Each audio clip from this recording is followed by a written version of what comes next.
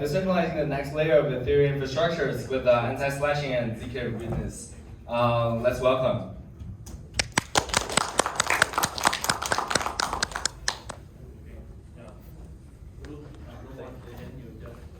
Hey everyone, I'm Luca and happy to moderate this panel. I have some pre-prepared questions that I'll try to tweak a little bit just to have more fun. But let's start first with our own introduction. I don't think I know all of you. I know your projects probably. I'll go last, so please, Andy, can you start? Hi, I'm Andy. I'm a book author, investor, and just do some posts on X. Love to meet everybody. Thanks. Hi, I'm Ian. I look after business development on Linea. It's a ZK EVM layer 2 roll up onto Ethereum. And yeah, prior to that, I was focused on consensus and MetaMask business development. Everybody, nice to see you. I am Mike Mansari. I am Chief Strategic Advisor at Redstone Oracle, fastest Oracle in the space, and VP at Eon, which is a DeFi project. I also do advise and help a few other projects in the space, been since 2017 in blockchain, so not legion, but almost. Amir, I'm the founder of Puffer Finance. We have launched the first permissionless restaking protocol. We didn't stop there in our effort in decentralizing Ethereum and making it accessible to all. And recently, we launched our own base rollup stack that is fully composable with Ethereum. Happy to start talking about it. Nice, so I'm Luca. I do research at Altobit. Altobit is a, you can see it has a public good company. We do risk assessments of the L2s, of all the rollups. We try to expand also doing risk analysis for data availability layers, for bridges in general. We're trying to expand also to do risk assessment of tokens. So we'll probably also talk about liquid staking tokens, especially. So, okay, let's start with a question. So, the first question that I have here is about threat to Ethereum infrastructure, especially threat to decentralization, right? So, like one of the values, I also had a talk yesterday on this token, but one of the core values that we want to maintain with Ethereum, which kind of differentiates Ethereum from the other layers, is decentralization, right? And we, a lot of the time we need to make trade-offs when we want to preserve this value. But the thing is that market forces a lot of times try to push for the opposite direction, because when you centralize things are faster, the UX is probably nicer, and but this is not really within our values, right? So what we want to achieve, so what do you see as the biggest threats? Like, do you see like all this new protocol, like Hyperliquid comes to mind. This like very centralized, very fast. You think decentralization is a threat? That's great. Yeah, I do believe like it's the biggest value out of Ethereum. If you look at like where biggest asset holders are now parking their assets, including stable coins and ETH and like many other assets, you can see already within the total value locked on Ethereum that they're trusting Ethereum for a reason. You look at USDT, 45% of USDT supply is on Ethereum. USDC, almost all of the supply is on Ethereum, and these are because of this decentralization. At Puffer, like the first risk of centralization that we have observed, that recently we have seen the damages of it as well, was centralized staking operators that are not bonded. A lot of like liquid staking protocols or liquid staking protocols tend to use these centralized operators without any real value locked or any skin in the game by these operators other than reputation itself. For example, we've seen one of the biggest operators recently, like some of their infra got hacked and they had to like exit a lot of their validators, which caused like big congestion on the exit queue. You're talking about kill. Yes. And the issue was, thankfully no slashing happened, but the keys of course, for expos and other things. That's why at Puffer, all of the validators are bonded on the operator side by 2 ETH. So even if $5 billion were get to Slash, it's the money that the operators brought to the game, which means that they're actually having skin in the game and there's an active insurance. That's one of the sides that Puffer is contributing to. And in addition to that, this 2 ETH bond allows anyone to run a validator, meaning that it actually helps decentralize Ethereum more.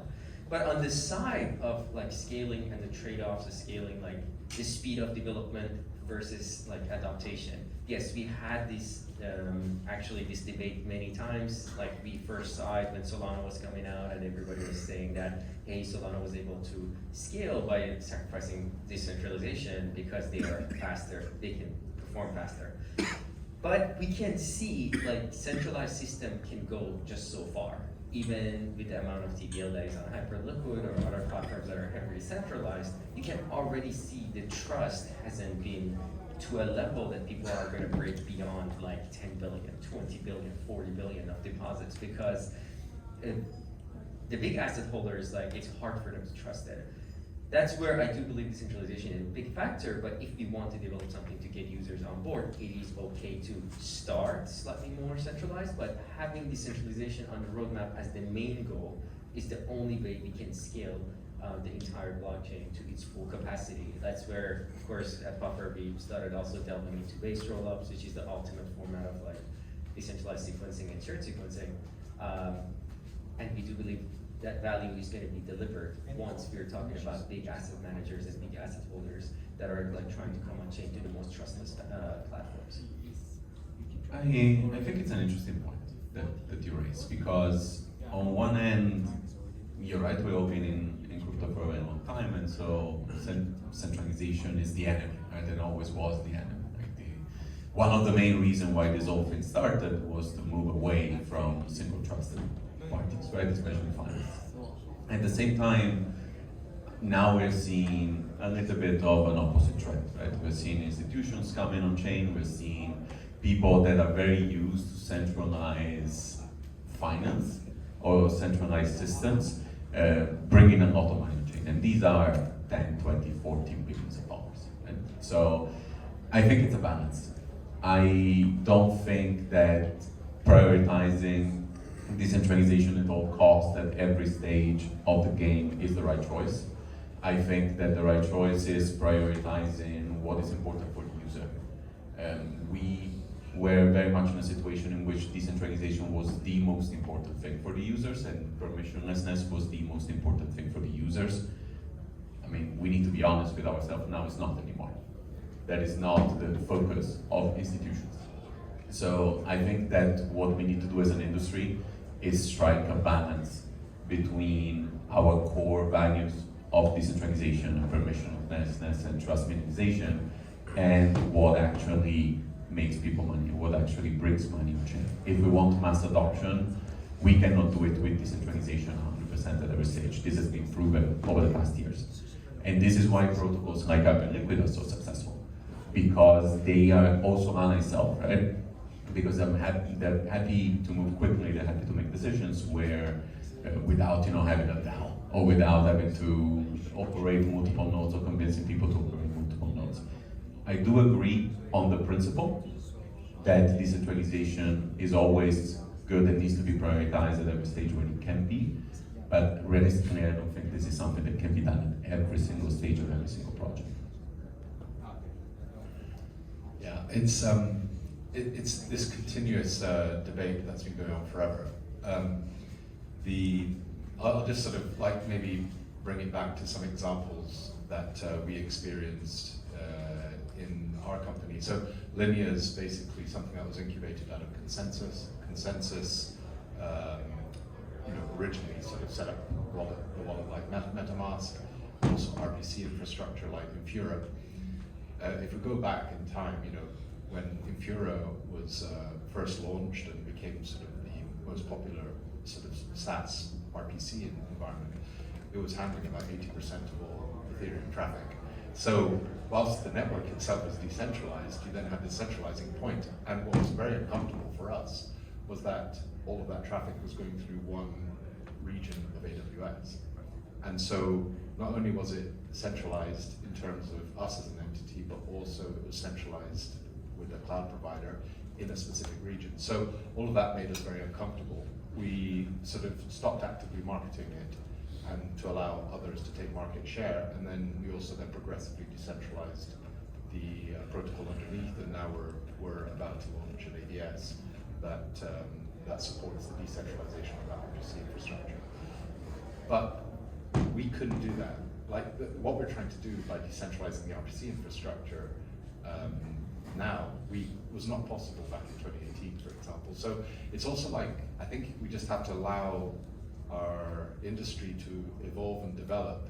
Like, Eigenlayer didn't exist, restaking didn't exist, the proof of stake network didn't exist, LSTs and LRTs didn't exist. So all of these things weren't there to be able, and now that those are there, we're able to start to decentralize that portion of the infrastructure. On the wallet side, like MetaMask, it's like constantly been this battle, and we've been heavily criticized about how bad our UI is, right? Everyone loves to like FUD on UI. But I spent like 2 whole years just trying to improve the security of the wallet and stop users getting drained without centralizing. All other wallets were basically just layering in APIs and sharing pre-signed transaction data. What we are trying to do is to layer in security without like compromising on privacy and bringing in yet more centralizing forces. So there's a huge pressure at the UI level to centralize because it just improves UI. Like you can, and like MetaMask itself has like 50 different API providers, right?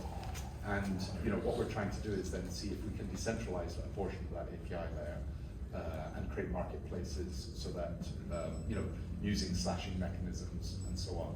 But once again, those mechanisms weren't there previously, and so you have this sort of huge battle between, okay, I want the perfect UI experience, and I'm competing with Hyperliquid, and I'm competing with Binance and all of these things, and yet we still want to preserve the integrity of security, privacy, decentralization as being that sort of like principle.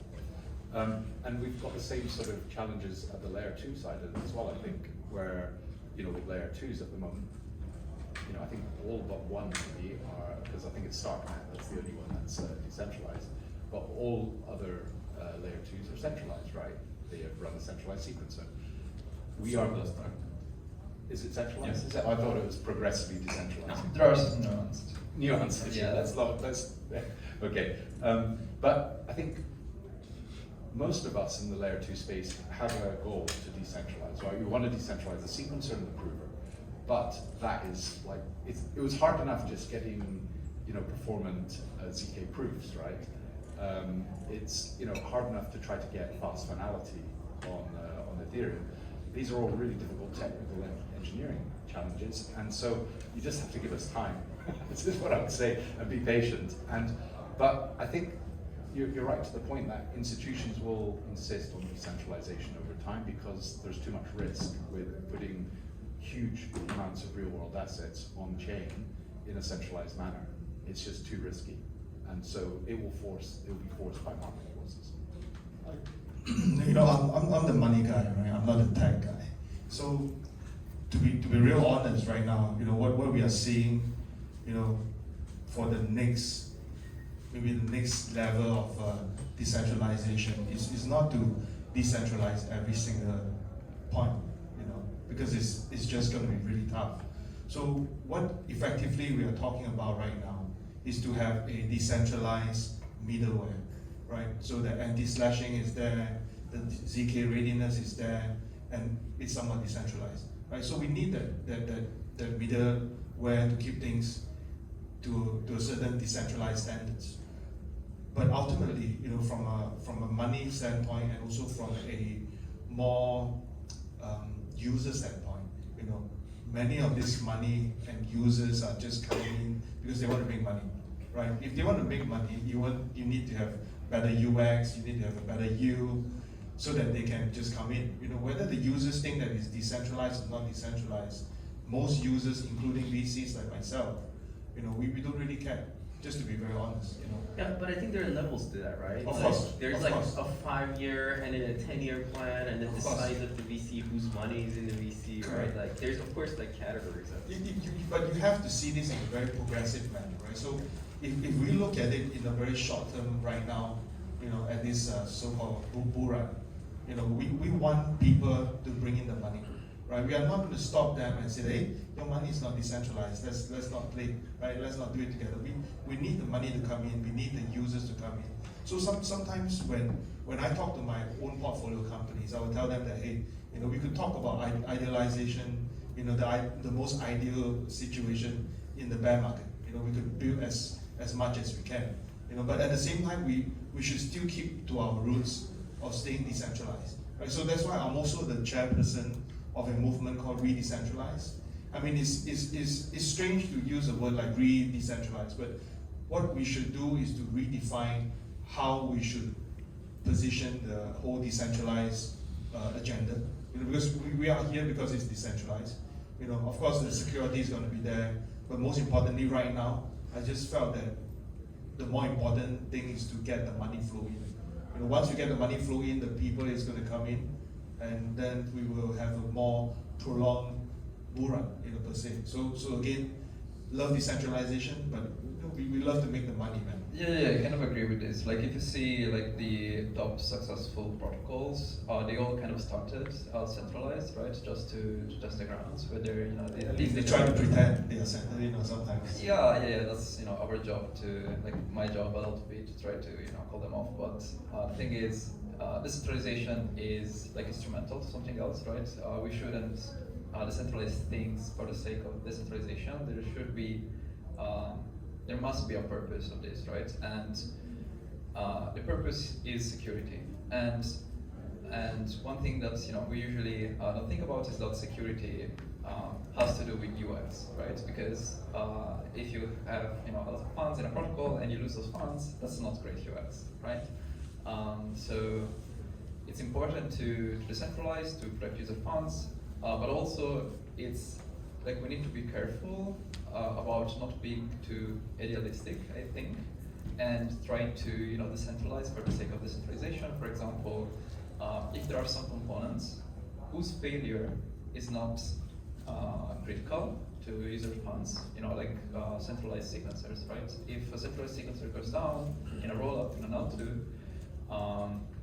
it is a problem, but not a big problem, because user funds cannot be stolen still. There are forced transactions, you know, ideally there are, or like for example, I've seen recently on Twitter a lot of projects, for example, starting to post DA, data availability, to EigenLayer, or to Celestia. And you know, they announce these amazing partnerships, but the thing is, a lot of time they miss why are they doing this? Like why is it the case that you need to post you know, data availability to Celestia? And if you don't explain, like if there's no benefit in security, like if you post data, but all the rest is like controlled by a single entity, then you know, I think we're confusing people. You know, we're telling them, okay, we're decentralizing without you know explaining what's the purpose. So I think you know we need to be careful how we do this. Yeah, maybe I just add one last comment too. It's amazing to be excited about things like hyperliquid, but in grand scheme of things, look at the volume that moves into hyperliquid. JP Morgan and Repo move like 4 trillion a day. And we're so excited and hyped, like, oh wow, look at hyperliquid, it's so successful, clap hands. But then if we want in the next 5 to 10 years, bring Repo to like on to chain, if we want to do these massive amounts of transactions, no one is gonna be like, oh, I'm gonna do a HIP3. Like JP Morgan is gonna get up and like, I'm gonna do a HIP3 and then I'm gonna use like hyperliquid backend. Like that is unrealistic. And I do believe like Ethereum has been like so long-term focused on this and they have succeeded in this. If we want in the next 5 to 10 years bring that 4 trillion to do our on-chain infra, it has to be progressively fully decentralized and secure. I want to chip in as well. I totally agree on this, but again, I'm not a believer of this RWA bullshit about stock and so forth. But I felt that if we really need the big banks or the bigger money to come in, you know, key industries, for example, like the whole supply chain industry, you know, how the finance is going to come on board. how the money flow is going to come on board. I think that supply chain space, even if it's only for shipping alone, you could bring in trillions of dollars. We need more of these real use cases where they can bring in real money. Not asking Web3 guys to buy some Web2 bullshit products and thinking that we are not that smart. We need real money flow to come in, and that adds on to what Amir is saying. So going to the next question. The next question talk about anti-slashing, and I'm not really sure what is it about. I would love one of you to explain what it is. But in general, the topic that we want to discuss is, there is a lot of excitement about like liquid staking tokens, or like staking in general. Everyone loves yield, and it got to a point, I feel like, where it kind of has become a systemic risk in some cases. Like if you see, we track TVS of a lot of projects on Altbit, and we have a TVS breakdown where we show like which tokens are in this TVS, and you can see where, that in a lot of protocols there is much more liquid staking tokens representing ETH rather than ETH itself, right?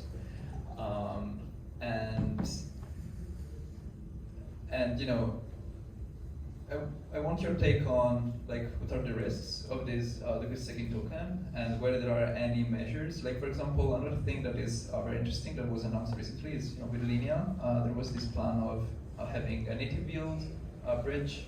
We've been discussing with the technical team of Linea this plan to use Lido, I don't remember, V2, V3, or V4, one of them. Which is something that is supposed to kind of decentralize the lab infrastructure to depend less on Lido, because Lido has been very, very big. There were a lot of discussions about systemic risk of Lido. I think it is a little bit better with the new LSTs, but it's still big, right? So what's your opinion on this? Yeah, so I can jump in this. Like, people are surprised this statement that I'm about to make is like, LSTs were originally like certainly a systemic risk the way that they started.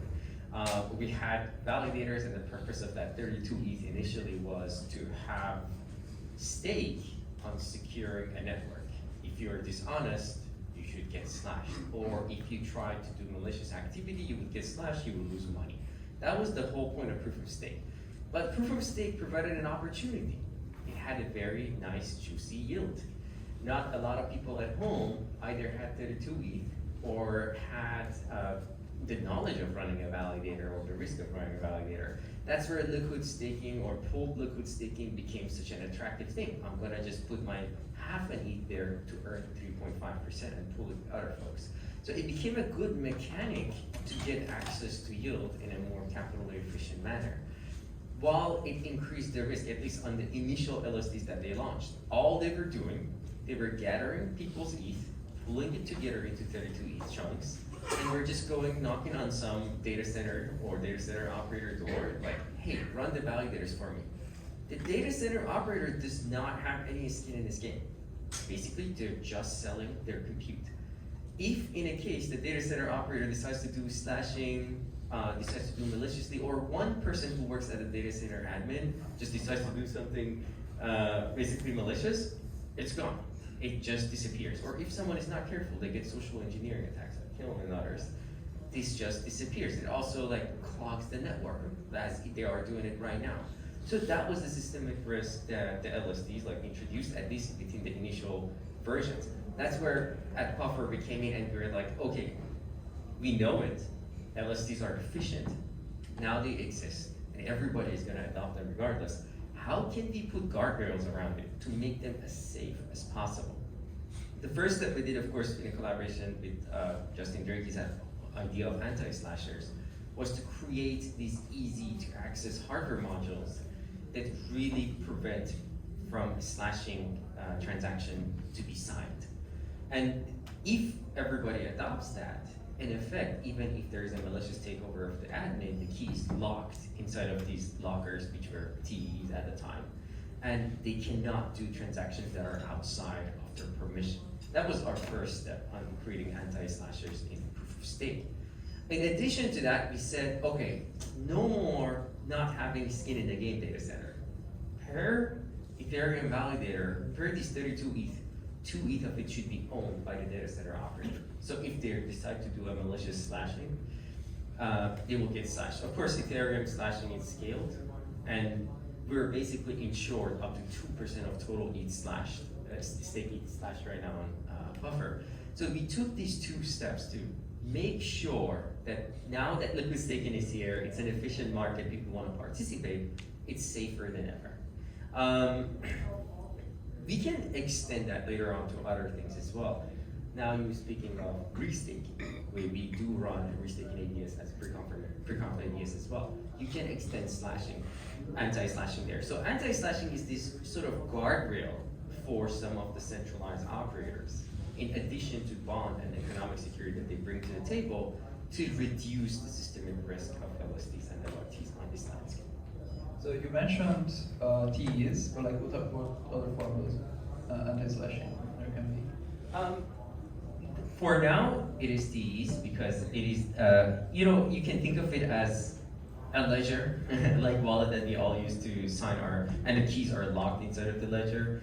But this one was even more limited. You can do only certain transactions or else your transaction will not go through.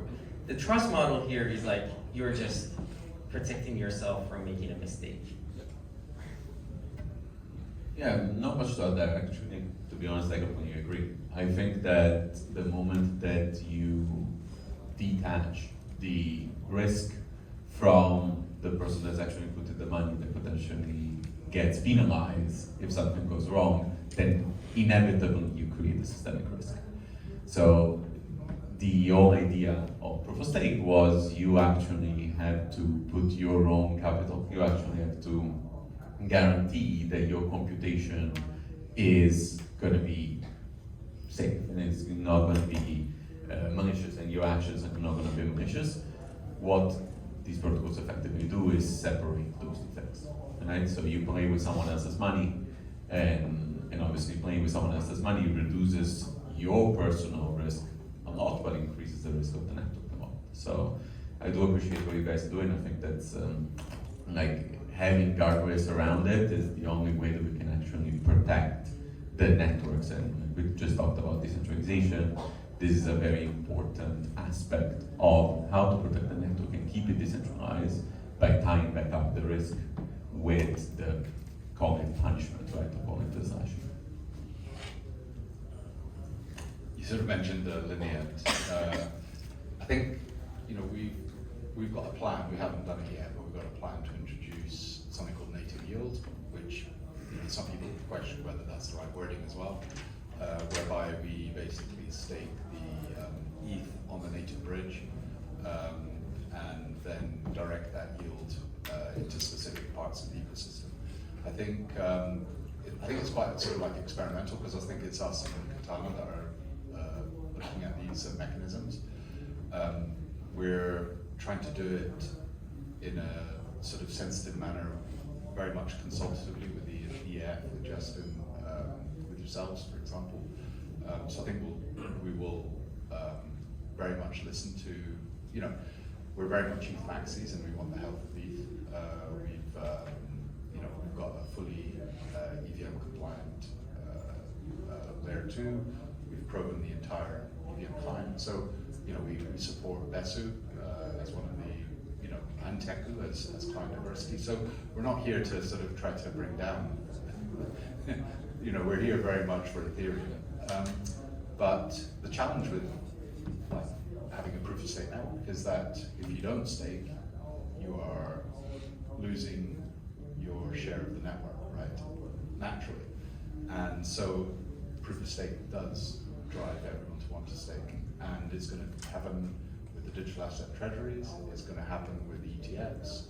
So, and I don't have the long-term answer, I don't know what the long-term answer is in terms of that balance.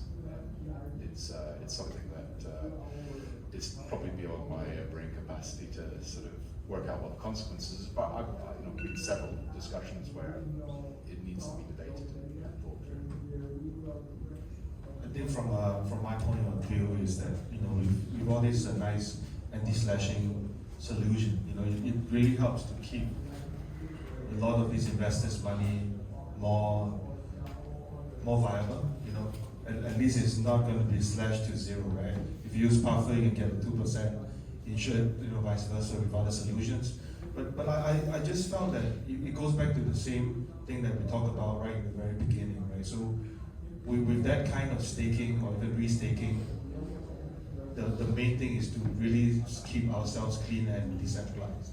And if it's run by multiple centralized entity trying to be decentralized, you know, so what we are trying to do is just going to be a waste, right? But from my point of view, is, you know, just keep getting the 3.2 or 3%. I think is good enough, you know.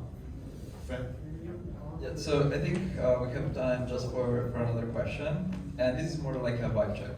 And you know, this is the Ethereum stage, and Ethereum is kind of betting all its scaling roadmap to ZK. And you know, we started experimenting with ZK with the rollup-centric roadmap, you know, 5 years ago. We have a few ZK rollups, and right now the plan seems to be to bring also this technology back to Ethereum itself. There is this, you know, initiative for trying to get real-time proving, try to ZK-prove L1 blocks so that not only rollups have this massive scale, this potential massive scale, but also L1 as well, right? The idea here is to try to get Ethereum itself to like 10,000 TPS, you know, data availability, if data availability allows, of course. Good news is data availability is like massively scalable, so that shouldn't be a problem. But the thing is, I remember talking with the Ethereum Foundation like years back, and they had this very big concern regarding a multi-billion-dollar bug, right? Because ZK is experimental, was experimental, it kind of still is, right? It's a new technology, it's very complicated. It's new math, and we also like try to collect bugs in our page on our website, and we see bugs every month, even less. There was one in Risk Zero recently. There was a couple of months back one in Clocky 3, which is used in a lot of these ZK VMs.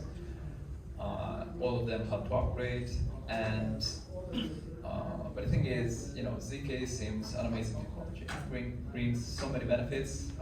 You know, this couple of days there has been amazing pump of, you know, Zcash for, you know, the privacy aspect of ZK. So the question for you is, how do you feel about ZK in general? What's your vibe? Like, do you agree that, like, are you optimistic, which is ironic to say, about ZK, or you kind of see something that risks, for example, having this multi-billion-dollar bug that the Ethereum Foundation fears, and maybe that would put the whole technology, you know, as not people that would put people not trusting the technology anymore. Yeah, so not a lot of people know about ZK is what really got me to the industry. I got totally nerd sniped by this because I was focusing on Harvard back at NASA Jet Propulsion Labs back in the day. To give you an overview, like maybe not a lot of people know how ZK works, like ZK does act a lot like a black box. Like after you implement the circuits, like unless if you see the results out of it, it's hard to catch bugs. It makes it challenging. Even though it's an amazing tech that we can use different aspects of it, especially on verifiability, that's the aspect that we're going to use a lot on scaling in the lean Ethereum roadmap that is like started by Justin Drake recently. Is we can now condense our state. Instead of having these clunky, massive nodes that carry a lot of data, we can condense the network using ZK through verifiability to make sure the network runs fast. The idea is amazing. That's how, of course, like ZK rollups and others like started to scale. And this is like the 10,000 TPS on the L1 means millions of TPS on rollups later as well. So that's where the AppChain specific roadmap that Puffer is working on, we're counting on this scaling. But of course, like you mentioned, there are inherent risks with these black boxes. What if something breaks on the other? And that's where like we do see like a 5-year roadmap, first of all, 5 to 10 years to actually achieve it completely. But we did work on researches that offer, along with EF and Justin, for example, 2FA for ZK. Like this idea of 2FA for ZK was TEEs are not the black box. You can just run your entire client inside of it, and you can check the result of verifiable result of a TE with your ZK output. You can continuously do this with your ZK in parallel to make sure that the outputs are matched as expected. You can of course then block the transaction on the other end if they don't match. It's either a bug in the client or it's a bug in the ZK. Then we can revisit and fix this. That was an effort into deploying and using the ZK black box circuits at the same time of catching the bugs. So we can have usability over time and catch bugs at the same time. But yeah, I do agree with you. Like, there needs to be certainly more effort into formal verification, all the other efforts that are around like ZK circuits to be able to catch bugs. But overall, I am quite optimistic that we will eventually, like any other tech, we will be able to, over time and progressively, achieve the ultimate scaling through the ZK tech. It's going to also create a foundation to achieve ultimate privacy, which should be the default of any network in the future.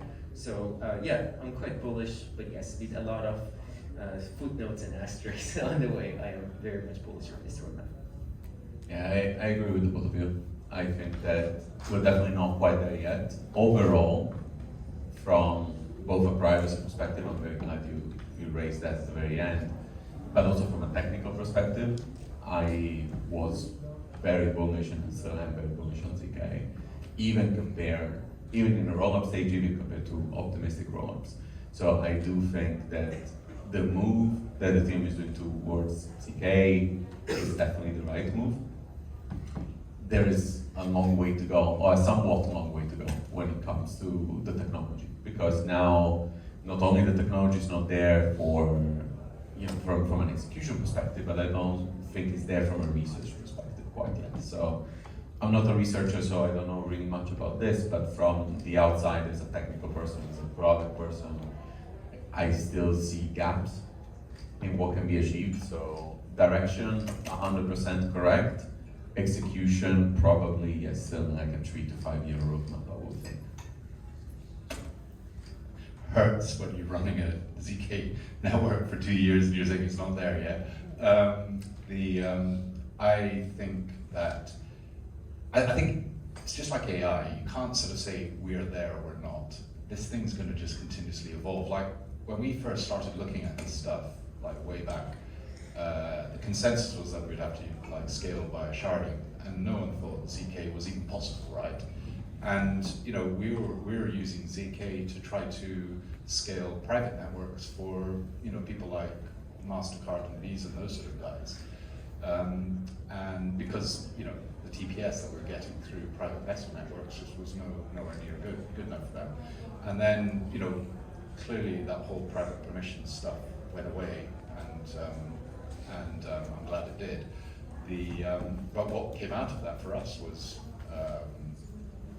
the realization that some of the R&D technology we had invested in was actually able to be deployed into public networks to help scaling. Ethereum is part of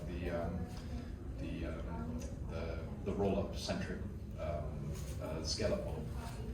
So I think you just compare where we were then to where we are now. We're just like light years ahead, and the maths keeps just significantly improving, almost like on a quarterly basis. Now we're getting like these insane improvements. So who knows where we'll be in like 2-3 years. And so I'm super bullish about it. Earlier on this week, Swift announced that they were going to work with us on their sort of next generation stuff, and I think that provides some sort of endorsement. I think not directly, but like a sort of endorsement of what's happening. So I'm positive if those like the kings of centralized messaging services and across banking are sort of thinking this could be like a direction.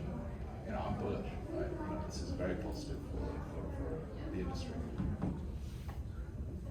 I think it's still positive. You know, it takes time for the technology to really grow. You know, right now maybe in some circle, you know, ZK is well developed, right? It's always developing. You know, but and I also believe that many projects are ZK ready, right? So what we can really do is to stretch out what we're seeing right now, give everyone a bit more time. The adoption is going to come. You know, the big boys are coming in. You know, just give everybody some time. So bullish or not, I think right now it's still very bullish, honestly. Okay, we're over time, so thank you very much for joining. Thank you very much.